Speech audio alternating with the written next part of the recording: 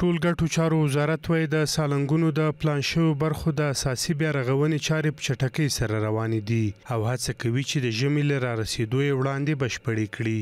په شمالي سالنګ کې له 13 څخه تر 20 ګالري پورې د نښلونکو فاصلو او د 19 ګالري د کانکریټ اچولو یو شمېر پلګوټو او استنادي دیوالونو د رغولو کار بشپړ شوی او پاتې کارونه په چټکۍ سره جریان لري.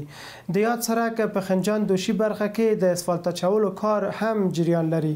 د سالنګونو د اساسي چارو د بیا رغونې برخې تخنیکی مسؤلین وایي د کانکریټ اچونې روانې چارې په ټولو معیارونو او سټنډردونو سمې ترسره کیږي. د دوی په خبره چې ټولې چارې د ټولګټو چارو وزارت له لوري څارل کیږي.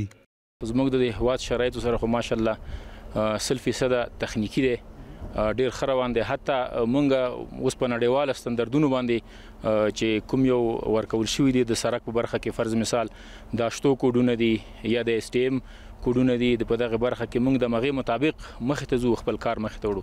نو انشاءالله کار ارزونه ډیره ښه ده، په ټوله کې هم ښه ده او جزئي مسایلو ته چې وړاندې شو نو هغه هم د نظر لاندې نیول کیږي. د سالنګ لوی لار چې د افغانستان شمال له مرکز او جنوب سره وصلوي رغنیزي چارې په چټکۍ سره روانې دي. د مسؤلینو په خبره چې دغه چارې تر اوسه پورې 45 سلنه مخته تللي دي. د دغې لارې د چارو په بشپړېدو سره به د مسافرو شته ستونزې هوارې شي. ولی جان محزون، ملي تلویزیون، شمالي سالنګ.